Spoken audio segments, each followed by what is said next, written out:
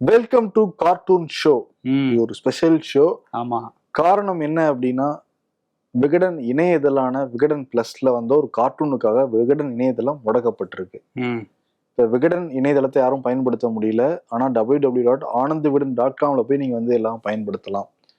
அந்த விகடன் பிளஸ்ல வந்த கார்ட்டூன்ல என்ன இருந்தது அப்படின்னா, ட்ரம்ப் உட்கார்ந்துருப்பாரு, பக்கத்துல மோடி கை விலங்கும் கால் விலங்கும் கட்டப்பட்ட மாதிரி உட்கார்ந்துருப்பாரு. ட்ரம்ப் சிரிச்சுக்கிட்டு இருக்க மாதிரி அந்த கார்ட்டூன் வரையப்பட்டிருந்தது. இதனால அந்த கார்ட்டூன் வரையப்பட்டிருந்ததுங்கிறது எல்லாருக்குமே தெரியும். ஒரு சின்ன ஒரு நினைவூட்டல்.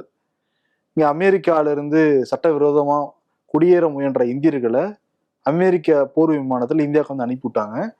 இங்கிருந்து பிரதமர் மோடி அங்க அமெரிக்கா போய் ட்ரம்ப் கிட்ட பேசினா கூட இதை பத்தி எதுவும் பேசவே இல்லை. சரி, அங்கதான் பேசுறேன்னு பார்த்தா இந்தியாவில இருந்த கூட அதை பத்தி பேசவே கிடையாது. ஆனா பக்கத்தில் இருக்க மெக்சிகோ, வெனின்சுலா நாடுகள் கூட அவங்க நாடு பிரஜைகளை காப்பாத்துறதுக்காக, அவங்க கண்ணியத்தை காப்பாதுக்காக நிறைய முயற்சிகள் எடுத்தாங்க. இந்திய அரசாங்கம் அந்த முயற்சி எதுவுமே எடுக்கல அப்படிங்கிறது குறிக்கும் விதமாக அந்த கார்ட்டூன் வரையப்பட்டிருந்தது. ஆமா, பைடன் ஆட்சி காலத்துல கூட இந்த மாதிரி இந்தியன்ஸ் வெளியேற்றப்பட்டப்போ கூட இந்த மாதிரி கை விலங்கோ கால் விலங்கோ பூட்டப்படல அப்படிங்கிறதும் அதுல ஒரு விஷயம். ஆமா, ஓகே. இப்ப என்னன்னா, அந்த கார்ட்டூன் நிறைய பேர் சமூகத்தை பகிர்ந்துட்டு இருக்காங்க. நூற்றாண்ட தொடப்புற விகடன் குழுமத்துக்கு இந்த கார்ட்டூனுக்கு ஒரு தனி வரலாறே இருக்கு. பிரிட்டிஷ் காலத்துல நம்ம கார்ட்டூன் போட்டு தண்டனைக்கு உள்ளானோம். எம்ஜிஆர் காலத்துல கார்ட்டூன் போட்டு நம்ம ஆசிரியர் எஸ் பாலசுப்ரமணியன் சிறைக்கெல்லாம் கூட போயிட்டு வந்தாரு. இப்ப மோடி காலத்துல கார்ட்டூன் வரையப்பட்டதுக்காக விகடன் இணையதளம் முடக்கப்பட்டிருக்கு. நம்ம சட்டப்பூர்வமாக அதை மீட்கிறதுக்காக எல்லா முயற்சியும் நம்ம எடுத்துட்டு தான் இருக்கோம். இப்ப விகடன் ஆனந்த விகடன்ல வந்த கார்ட்டூன் நம்ம பார்க்கலாம். அந்த கார்ட்டூன் ஒவ்வொரு காலகட்டத்திலையும் எவ்வளவு கார்ட்டூன் போடப்பட்டிருந்தது, அப்ப இருந்த தலைவர்களுக்கு எவ்வளவு சகிப்புத்தன்மை இருந்திருக்குங்கிறத நீங்க இந்த கார்ட்டூனை பாக்குறப்பே புரிஞ்சுக்க முடியும். ஆமா, பிரிட்டிஷ் காலத்துல இருந்து இப்போ வரையுமே நம்ம அந்த கார்ட்டூன் அப்படிங்கிற கலாச்சாரத்தை நக்கல் நையாண்டியோட போட்டுட்டு தான் இருக்கோம். மக்கள் பக்கம் நின்று அது கடந்த காலங்கள்ல சகிப்புத்தன்மையோட விமர்சனங்களை ஏத்துக்கிட்ட தலைவர்களும் இங்க இருந்தாங்க.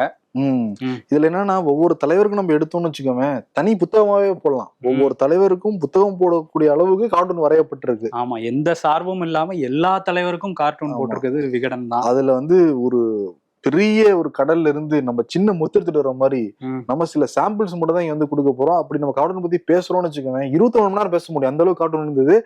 ஏன்னா நம்ம டீம் முழுக்க எல்லாம் சர்ச் பண்ணிட்டு இருந்தாங்க. அது முழுக்க சில கார்ட்டூன் எடுக்கிறதுக்கே அவங்களுக்கு 2 நாள் தேவைப்பட்டது. அந்த அளவுக்கு கார்ட்டூன் இங்க வரையப்பட்டிருந்தது நம்ம விகடன் குழுமத்துல. சில கார்ட்டூன்கள் நம்ம மக்கள் பார்த்தாலே, ஓ இப்படி எல்லாம் வரைஞ்சிருக்காங்களா அப்படிங்கிற மாதிரி தோணும் உங்களுக்கே. அந்த கார்ட்டூன் சில கார்ட்டூன் நம்ம பார்க்கலாம் இந்த ஷோல. அசெண்டிங் ஆர்டர்ல நம்ம பாத்திரலாம். பிரிட்டிஷ் ஏகாதிபத்தியத்துல ஆனந்த விகடன்ல இருந்து ஒரு கார்ட்டூனுக்காக தண்டனை எல்லாம் கொடுக்கப்பட்டிருக்கு. வின்ஸ்டன் சர்ச்சில் அவர் இரட்டை சவாரி பண்ற மாதிரி ஒரு இது குதிரை மேலே, இன்னொரு பக்கம் ஒரு கழுதை மேலேயே கால் வச்சுட்டு வந்துகிட்டு இருக்காரு. ஒரு குதிரை என்ன இருக்குன்னா, நேச நாடுகளின் சுதந்திர லட்சியம், அது குதிரை. ஆனா பிரிட்டிஷ் ஏகாதிபத்திய கொள்கை அது கழுத மாதிரி இருக்குங்கிறத போட்டதுக்காக தண்டனை எல்லாம் கொடுத்தாங்க. இரட்டை சவாரி அப்படின்னு சொல்லிட்டு வின்ஸ்டன் சர்ச்சில் போட்டுருக்காங்க. பிரிட்டிஷ் ஏகாதிபத்தியத்தை எதிர்த்து விகடன்ல கார்ட்டூன் வரையப்பட்டிருந்ததுக்கான உதாரணம் தான் இது. இந்த மாதிரி பல கார்ட்டூன் இருக்கு. ஒரு உதாரணத்தை நம்ம இங்க கொடுக்குறோம். அதுக்கப்புறம் சுதந்திரம்லாம் அடைஞ்சு இங்க தமிழ்நாட்டுல 1972 முதல்வர் இருந்தாரு கலைஞர் கருணாநிதி. அந்த டைம்ல அந்த காங்கிரஸ் கூட்டணியில அவர் அடிபணியை வச்சு உள்ள கொண்டு வந்தாங்க. அதை வச்சு ஒரு கார்ட்டூனுமே நம்ம இதுல போடப்பட்டிருக்கு. அதுல அப்படியே அவர் ஒரு சந்நிதி முன்னாடி தீபம் காட்டுற மாதிரி கருணாநிதி போட்டிருக்காங்க. மூலவரை மட்டும் கும்பிடுங்க, சில்லற தேவதைகளை பற்றி நம்ம கவலைப்பட வேண்டாம் அப்படின்னு சொல்லிட்டு சின்ன கட்சிகள்லாம் அங்கங்க இருக்க மாதிரி அந்த ஒரு சந்நிதிக்குள்ள அது நடந்த மாதிரி போட்டிருக்காங்க. அது பாக்குறதுக்கு இந்திரா காந்தி மாதிரி வரையப்பட்டிருக்கு. அதுல அவங்க சுருவமா இருக்காங்க. ஆனா கலைஞர் கருணாநிதி அன்கோ ரொம்ப சின்ன சைஸ்ல வரையப்பட்டிருக்கு. அடுத்த கார்ட்டூனும் இந்திரா காந்தியை வச்சுதான். இந்திரா காந்தி எதிர்கட்சி ஆட்சியெல்லாம் கலைச்சிக்கிட்டு இருந்தாங்க, கலைச்சோட விளையாடிக்கிட்டு இருந்தாங்க 1984. அதான் அவங்க ஒரு கூடையில பாம்பு வச்சுட்டு வராங்களாம். அந்த பாம்பு எடுத்து சேர் மேல போட்ட உடனே அந்த சேர்ல இருக்கிற 4 கால்கள் இருக்கும்ல, செதறுதான் அது. ஒவ்வொரு நாற்காலியும் செதற விட்டுருக்காங்க. அந்த மாதிரி கவிழ்ப்பு வெடிகுண்டு அப்படிங்கறதே போடப்பட்டிருக்கு இந்திரா காந்தியை வச்சு. ஆமா, அதுக்கெல்லாம் நம்ம யோசிச்சு கூட பார்க்க முடியாது. கருத்து சுதந்திரம் எந்த அளவுக்கு இருந்திருக்கு பாருங்க. இத்தனைக்கும் அந்த சமயத்துல எமர்ஜென்சி எல்லாம் வந்த சமயத்திலே இப்படி கார்ட்டூன் போடப்பட்டிருக்கு. ஆமா, அதை ஒட்டி இன்னொரு கார்ட்டூன் 1987 எம்ஜிஆர் முதல்வரா இருந்தப்போ ஒரு கார்ட்டூன் போடப்பட்டு அந்த கார்ட்டூனுக்கு தான் சிறையில வைக்கப்பட்டாரு நம்ம ஆசிரியர். அது என்ன கார்ட்டூன் ஜோக்குன்னா, அது கார்ட்டூனோட கூடிய ஒரு ஜோக்கு. அதுல மேடையில இருக்கிற 2 பேர்ல யார் எம்எல்ஏ யார் மந்திரி, ஜேப்படி திருடன் மாதிரி இருக்கிறவன் எம்எல்ஏ, முகமூடி கொள்ளைக்காரன் மாதிரி இருக்கிறவர் தான் மந்திரி அப்படின்னு சொல்லி போடப்பட்ட கார்ட்டூன். PH பாண்டியன் வந்து அதுல இருந்தாரு. அந்த டைம்ல தான் அது வந்து கடைசியில் அது நீதிமன்றத்துல நமக்கு சாதகமாக தான் வந்து அதுல தீர்ப்பெல்லாம் வந்தது. அதை ஒட்டி வந்து RK லக்ஷ்மணோட கார்ட்டூனையும் நம்ம இதுல பார்ப்போம். அதுல என்ன இருக்கு அப்படின்னா, விகடன் சட்ட போராட்டம் நடத்தி வெளியே வராங்கல்ல, அப்பயும் வந்து PH பாண்டியனும் எம்ஜிஆரும் வந்து அந்த கார்ட்டூனை காமிச்சு இனிமேல் இந்த மாதிரி கார்ட்டூன் போட முடியாது தெரியுதுங்களான்னு சொல்லிட்டு அதே சர்க்காசம் பண்ணியிருக்காரு RK லக்ஷ்மண். அதுவும் வந்து கார்ட்டூனா வந்து வெளியே வந்திருக்கு. இதுக்கடுத்து திரும்பியும் வந்து இந்திரா காந்தி, ஆனா வந்து அது சோனியா காந்தி காலத்துல போடப்பட்ட ஒரு கார்ட்டூனா மாத்திருக்கோம். என்ன அப்படின்னா, இது அந்த டைம்லேயே போட்டிருக்காங்க. இந்திரா காந்தி பீரியட்லேயே அப்படியே அரிசிலாம் புடைச்சி கல்லெல்லாம் வெளியெடுப்பாங்களா, அந்த மாதிரி ஜனாதிபதி தேர்வுங்கிறத அவங்களுக்கு வேண்டிய ஆட்களை தேர்வு பண்றாங்கிறத ஒரு சுட்டி காட்டுற ஒரு கார்ட்டூன் 1980 வந்தது. அதை 2007 வந்து எப்படி மாத்திருக்காங்க அப்படின்னா, கத்தரித்து ஒட்டி கொள்ளவும் அப்படின்னு இந்திரா காந்தி மூஞ்சிக்கு பதிலாக இதை ஒட்டிக்கலாம் அப்படின்னு சோனியா காந்தி மூஞ்சியை ஒரு கார்னர்ல போட்டு இது 2007 வந்தது. காலங்கள் மாறினா கூட காட்சிகள் அப்படியேதான் இருக்குங்கிற மாதிரி அந்த கார்ட்டூன் வந்து வரையப்பட்டிருந்தது. மாமியாரும் மருமகளும் ஒரே மாதிரி பொம்மை தேர்வுல தான் செய்யறாங்க, ஜனாதிபதிகளை பொம்மைகளா வச்சுக்கணும்னு நினைக்கிறாங்கிறத சுட்டி காட்டுற ஒரு கார்ட்டூன். ஓகே. அடுத்து அறிஞர் அண்ணா 1967 ரூபாய்க்கு 3 படி அரிசி அப்படின்னு வாக்குறுதி கொடுத்தாரு. ஆனா அதை வந்து செய்ய தவறுனாரு. அதை வச்சு இந்த கார்ட்டூன் வந்து வரையப்பட்டிருக்கு. நாங்கள் பதவிக்கு வந்தால் ரூபாய்க்கு 3 படி அரிசி தருவோம், அடுத்து முடியாதா சரி 2 படி தருவோம், அப்புறம் அதுவும் முடியாதா சரி 1 ரூபாய்க்கு 1 படி தருவோம்ங்கிற மாதிரி வந்தாரு. அப்பயே இருந்திருக்கு, வாக்குறுதி கொடுக்கறது ஒண்ணு, நடைமுறைப்படுத்துறது வேற அப்படின்னு சொல்லிட்டு அண்ணா வச்சே அந்த கார்ட்டூன் வந்து வரையப்பட்டிருந்தது. ஆமா. அதுக்கடுத்து VP சிங் அவர் வந்து பிரதமரா இருந்தாரு. அந்த டைம்ல பல கட்சி கூட்டணி அப்படிங்கிறதுனால கூட்டணிகளுக்குள்ள அடிக்கடி குழப்பங்கள் ஏற்படும். ஸோ அதுல வந்து தேசிய முன்னணி அரசு அவர் வந்து அவர் மேல உட்கார்ந்துருக்காரு. அதுல வந்து இப்படியே போயிட்டு இருக்க வரைக்கும் ஆபத்து இல்லை அப்படின்னு கீழே அவங்களுக்குள்ள சண்டை போட்டுக்கிறாங்க கூட்டணி கட்சிகள். அவர் மேல வந்து சேஃபா உட்கார்ந்துருக்க மாதிரி VP சிங் ஆட்சி காலத்துல போடப்பட்ட கார்ட்டூன் இது. அதே மாதிரி 1996 சசிகலாவை கட்சியிலிருந்து நீக்கினாங்க ஜெயலலிதா. சசிக்கு சைக்கிள் வந்து டபுள்ஸ் வரலாம்ல, ஒருத்தர் ஓட்டலாம் பின்னாடி உட்காந்துருக்கலாம்ல, சசிகலா கழட்டி விட்டுறதுனால அந்த பின்னாடி இருக்கிற போர்ஷனே இல்லையா, டயரே இல்லையா. ஆனா சைக்கிளோட அந்த ஹேண்ட் பேரர் இருக்கும்ல, அதை மட்டும் புடிச்சிட்டு ஜெயலலிதா வந்து ஓடியார மாதிரி, அவங்ககிட்ட எதுவுமே கிடையாது. சசிகலா நீங்க பெடலும் இல்ல இது இல்லைங்கிற மாதிரி கார்ட்டூன் வந்து வரையப்பட்டிருந்தது. ஆமா. அதே மாதிரி 1983 தமிழகத்தை மது அரக்கன் பிடியில் சிக்க வைத்த எம்ஜிஆர் அப்படின்னு சொல்லி ஒரு கார்ட்டூன் போடப்பட்டுச்சு. அவர் வந்து இந்த அப்போ வந்து மதுக்கடைகளா இருந்தது, அதை வச்சு போட்டிருக்காங்க தமிழக அரசு. அவர் வந்து பாட்டிலுக்குள்ள, அந்த டாஸ்மாக்ல உள்ள பாட்டிலுக்குள்ள அவர் போய் ஒளிஞ்சிருக்க மாதிரி போட்டுச்சு. எனக்காச்சு உனக்காச்சு அப்படின்னு சொல்ற மாதிரி அந்த கார்ட்டூன் வந்து வரையப்பட்டிருந்தது. ஏன்னா எம்ஜிஆர் ஆட்சி வரதுக்கு முன்னாடி தாயின் மீது சபதம்லாம் ஆட்சி வந்தாப்புல மதுவை கொண்டு வர மாட்டேன், ஆனா வந்தோடனே மது வந்து கொண்டு வந்தாரு. அதனால மதுக்குள்ளாரே பதுங்கி இருக்காரு எம்ஜிஆர் கார்ட்டூன் வந்து போடப்பட்டிருந்தது. அடுத்து இது முக்கியமான கார்ட்டூன். எம்ஜிஆர் மறைவுக்கு பின்னாடி சட்டமன்றத்துல நிறைய கலவரம்லாம் நடந்தது, அடியடிலாம் வந்து நடந்தது. அதை வச்சு தேதியோட அந்த கார்ட்டூன் வந்து போட்டுருவாங்க. 28/1/1988. அதுல அரசாங்கத்துடைய லோகோ இருக்கும்ல, தமிழ்நாடு அரசு எம்பளம் இருக்கும்ல, அதை வச்சு வரைஞ்சிருக்காங்க. தமிழக அரசு அப்படின்னு போட்டுட்டு நடுவுல ஒரு பாட்டிலு, 2 பக்கம் செருப்பெல்லாம் போட்டுட்டு அடி உதய வெல்லும் அப்படிங்கிற மாதிரி வரையப்பட்டிருந்தது. எவ்வளவு ஒரு ஹார்டான கார்ட்டூன் பாத்தீங்களா? ஆமா, அந்த டைம்ல வந்திருக்கு. அதை விட ஒரு பெரிய விமர்சனத்தை வைக்கிற ஒரு முக்கியமான கார்ட்டூன் 2010 வெளியாச்சு. எதிர்கட்சி தலைவர்களோட டெலிஃபோன் ஒட்டு கேட்கப்படுறதா ஒரு விவகாரம் வந்து வெடிச்சது மன்மோகன் சிங் அரசுக்கு எதிராக. அந்த டைம்ல வந்து அவர் வந்து மன்மோகன் சிங் அதையே வந்து கீழே ஆடையா போட்டிருக்க மாதிரி நிறைய டெலிஃபோன், அந்த காதுல வைப்போம்ல ரிசீவரும் அந்த பேசுறது, அது வந்து அவர் மேல வந்து போட்டு ஒரு ட்ரெஸ்ஸாவே அதை போட்டிருந்தோம். அந்த ஆதிகால மனுஷன், அந்த ஆதிகால மனுஷன் எப்படி இலை தலைய வச்சு மறைப்பாங்களோ அதே மாதிரி ஒரு டெலிஃபோன்ல வச்சு மறைச்சிருக்காரு. அந்த மாதிரி ஒரு கார்ட்டூன் வந்து வரையப்பட்டிருக்கு.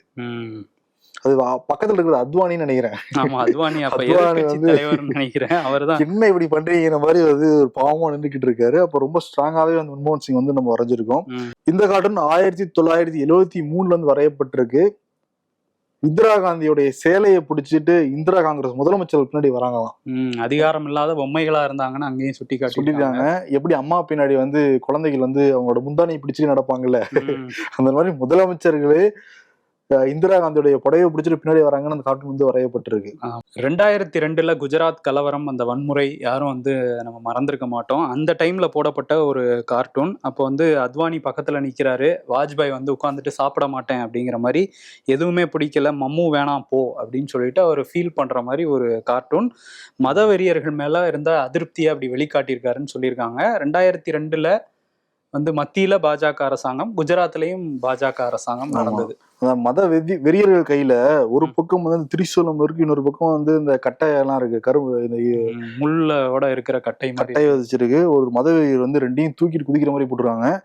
பட் இது யாராவது கிளப்பி விட்டுற போறாங்க, அங்கிருந்து அதிகாரத்தில் இருக்கவங்க தான் போட்டுறாங்க அப்படின்னு ஒரு சாமியார் மாதிரி கழுத்துல இதெல்லாம் போட்டிருக்க மாதிரி போடப்பட்டிருக்கு அந்த கார்ட்டூன். ஆமா, அந்த காலகட்டத்தில் யார் சிஎம் இருந்தாங்க? மோடி இருந்தார், பிரதமர் மோடி இருந்தார். சரி சரி, அது நாலேஜா கேட்டேன். அடுத்து வருவோம். 2007 தன் குடும்பத்தின் அடுத்த வாரிசாக கனிமொழியை எம்பி ஆக்குறதுக்காக டெல்லிக்கு பயணம் மேற்கொண்டாரு கலைஞர் கருணாநிதி. அதனால தன்னோட குடும்பத்தையே கூட்டிட்டு போறாராம்.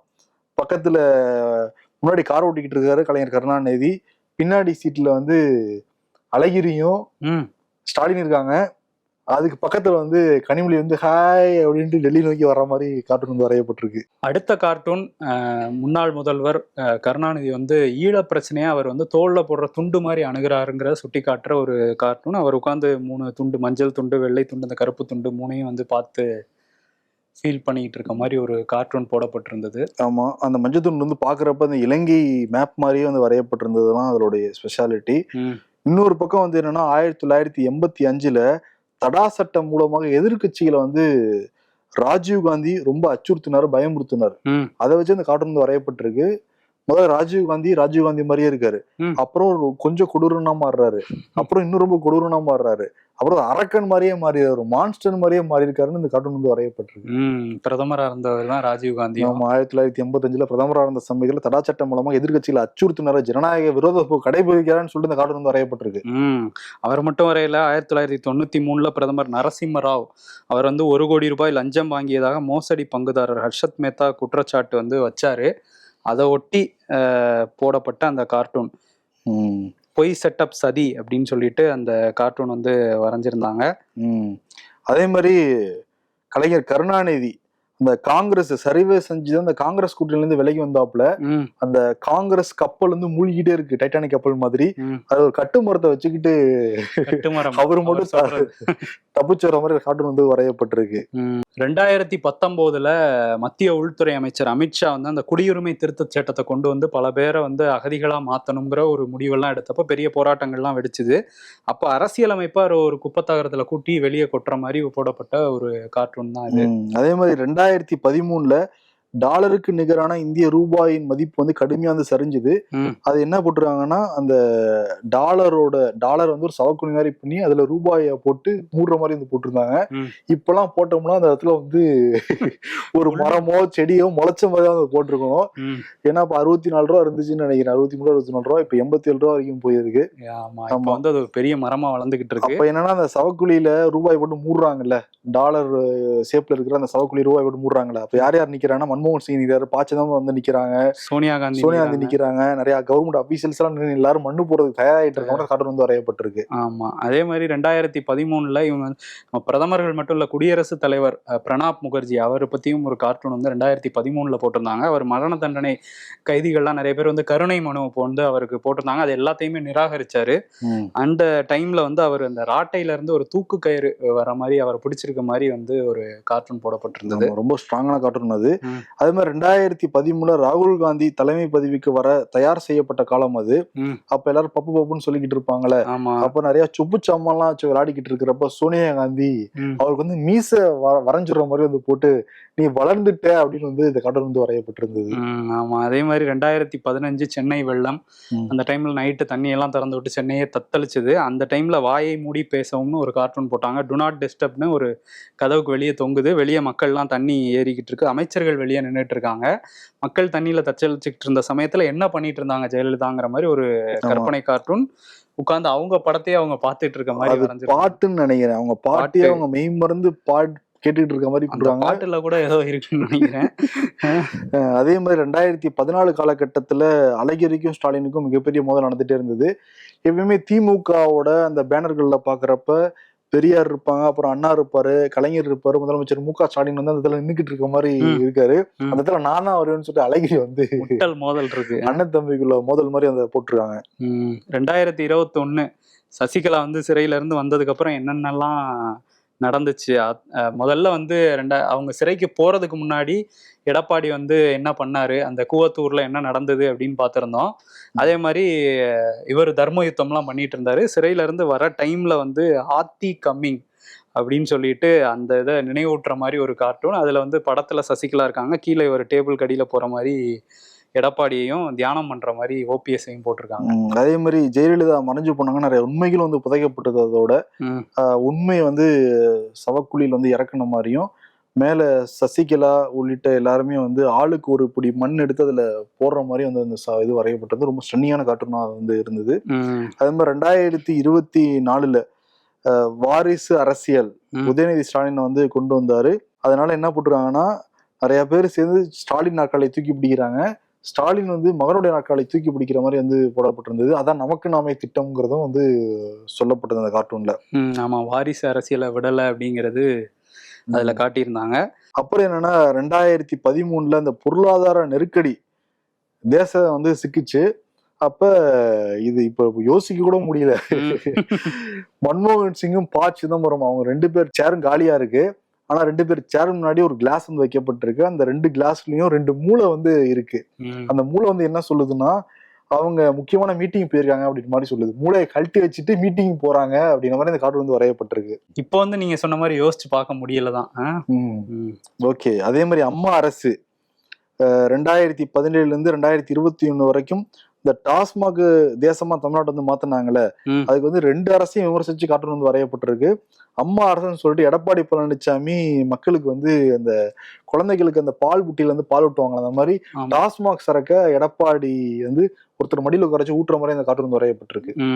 ஆமா, அதேதான் வந்து இப்ப முதலமைச்சராக இருந்தாரு, அப்ப எதிர்கட்சி தலைவராக இருந்தப்ப போராட்டம்லாம் நடத்தினாரு டாஸ்மாக் வேண்டாம்னு. அவர் வந்து மது ஆலைகள் அப்படின்னு திமுக கொடியில எழுதி அந்த பாட்டில் மேல ஸ்டாலின் வந்து ஏறி உட்கார்ந்துருக்க மாதிரி போடப்பட்ட ஒரு கார்ட்டூன். அது பாட்டில் வந்து கட்டி பிடிச்சிருக்காரு ஸ்டாலின், ஆனா மது வேண்டாம்ங்கிற கருப்பொடி காட்டுற மாதிரி போட்டுருக்காங்க. சொல்லு ஒரு மாதிரி இருக்கு, செயல் வேற மாதிரி இருக்குங்கிறத அந்த கார்ட்டூன் வந்து இது பண்ணிருக்கு. அடுத்து நம்ம பிரதமர் மோடியை பத்தி வரையப்பட்ட ஒரு கார்ட்டூன் இது. ஏன்னா பெட்ரோல் விலை வந்து தொடர்ந்து ஏறிக்கிட்டே போயிட்டு இருந்த ஒரு காலகட்டத்துல இப்பயுமே என்னன்னா கச்சா எண்ணெய் விலை கம்மி தான். 2014 இவங்க ஆட்சிக்கு வரப்பட்டப்ப இந்த காலகட்டத்தை விட இப்ப கம்மியா தான் இருக்கு கச்சா எண்ணெய் விலை. ஆனா பெட்ரோல் விலை குறைச்சாங்கட்டா குறைக்கல, தனி டாபிக். இப்போ பெட்ரோல் விலை ஒரு சமயத்துல ஏறிக்கிட்டே இருந்துச்சு. அதை வச்சு 2018 போடப்பட்ட கார்ட்டூன் இது. 100 ரூபா தொட்டுச்சுல அந்த சமயத்துல வரப்போகுதுன்னு சொல்லிட்டு 80 ரூபா 90 ரூபாய் தாண்டி வந்து போயிட்டு இருந்ததுல. அப்ப என்னன்னா, ஒரு மனுஷனை வந்து கீழே போட்டு அதுக்கு மேல மோடி வந்து ஏறி நின்று அந்த பெட்ரோல் பம்ப் இருக்கும்ல, அதை வச்சு அவரோட ஹைட்டை அளந்து பாக்குற மாதிரி அந்த கார்ட்டூன் வந்து வரையப்பட்டிருந்தது. 100 ரூபாய் எப்போ வரும் அப்படிங்கிற மாதிரி வரையப்பட்டிருந்தது. ஆமா, இந்த பெட்ரோலை வச்சு அவரு அந்த பெட்ரோல் போடுற அந்த பைப்ல வந்து கன் மாதிரி வச்சிருக்குது. அதுக்கப்புறம் அந்த பெட்ரோல் இதை வச்சு சிக்ஸர் அடிக்கிறது, இந்த மாதிரிலாம் நிறைய பெட்ரோல் விலையேற்றத்தை வந்து குறிச்ச கார்ட்டூன்லாம் வந்திருக்கு. ஆமா, இன்னும் நிறைய நம்ம வேளாண் சட்டங்கள் வந்து இருந்தப்ப விவசாயிகள் பக்கம் நின்று ஒரு கார்ட்டூன் போடப்பட்டது. இப்போ அடிக்கடி ரயில் விபத்துகள் நடந்தப்பெல்லாம் கூட நம்ம நிறைய கார்ட்டூன்லாம் போட்டிருந்தோம். இது என்னன்னா நிறைய கார்ட்டூன் வரையப்பட்டிருந்தது. இது தலைவர்களை குறிச்சு சகிப்புத்தன்மையை குறிச்சு நம்ம கார்ட்டூன் மட்டும் தான் இங்க எடுத்து சொல்லியிருக்கோம். அப்ப நிர்பயா இது இறந்து போனப்ப ஒரு பெண் வந்து இந்தியா மேப் மாதிரியே ஓடி வர மாதிரி எல்லாம் போட்டிருக்கோம். அந்த மாதிரி எடுத்தோம்னா சமூக விஷயமா நிறைய போட்டிருக்கோம். பட் இப்ப நம்ம காட்டப்பட்ட கார்ட்டூன் வந்து அரசியல் ரீதியா அந்த அரசியல் தலைவர்களுக்கு எவ்வளவு சகிப்புத்தன்மை இருக்குன்னு காட்டக்கூடிய கார்ட்டூன் நம்ம வந்து காட்டியிருந்தோம் இங்க. இப்ப அந்த கார்ட்டூனுக்காக விகடன் இணையதளம் வந்து முடக்கப்பட்டிருக்கு. ஆனந்தவிகடன்.com போனீங்கன்னா விகடன் இணையதளத்தை நீங்க வந்து பயன்படுத்தலாம். இப்ப அவங்க நோட்டீஸ் கொடுக்கறதுக்கு முன்னாடி விகடன் நிலையத்தை வந்து முடக்குனாங்க. அதுக்கான சட்டப்பூர்வமான எல்லா பதிலும் நம்ம தரப்புல இருந்து கொடுக்கப்பட்டுக்கிட்டு இருக்கு. சீக்கிரம் சட்ட போராட்டம் நடத்தி அறவழியில நம்ம வந்து போராடி அந்த மீட்போங்கிற நம்பிக்கை எங்களுக்கு எல்லாருக்குமே வந்து இருக்கு. இது ஒரு சாம்பிள் தான் நாங்க காட்டினது. கடல்ல இறங்கி முத்தெடுக்கிற மாதிரி சில கார்ட்டூன் மட்டும் தான் காட்ட முடிஞ்சது குறிப்பிட்ட நேரத்துக்குள்ள. ஆமா, இது வந்து இன்னும் எக்கச்சக்க கார்ட்டூன் இருக்கு. ஆனா வந்து இந்த ஒரு கார்ட்டூனுக்கு அப்புறம் விகடன் இணையதளம் முடக்கப்பட்டதுக்கு அப்புறம் உங்ககிட்ட இருந்து வந்த ஆதரவு எல்லாத்துக்குமே மனமார்ந்த நன்றிகளை மறுபடியும் சொல்லிக்கிறோம். ஆமா, நன்றி. அப்பப்ப கார்ட்டூன் பத்தி நம்ம பேசுவோம். ஏன்னா நம்ம ஷோவோட தம்பே ஒரு கார்ட்டூன் தான். கார்ட்டூன்ல தான் நம்மளும் வரைஞ்சிட்டு இருக்கோம். தொடர்ச்சியா அது விகடனோட ஒரு பாரம்பரியமாவே இருக்கு கார்ட்டூன். இந்த நிகழ்ச்சி பிடிச்சிருக்கும்னு நினைக்கிறோம். நன்றி. உங்க கருத்துக்களை மறக்காம வந்து பதிவிடுங்க. உங்க ஆதரவுக்கு விகடன் குழுமம் சார்பாகவும் எங்களின் சார்பாகவும் பெரிய நன்றியை சொல்லிக்கிட்டு விடைபெறுகிறோம். நன்றி.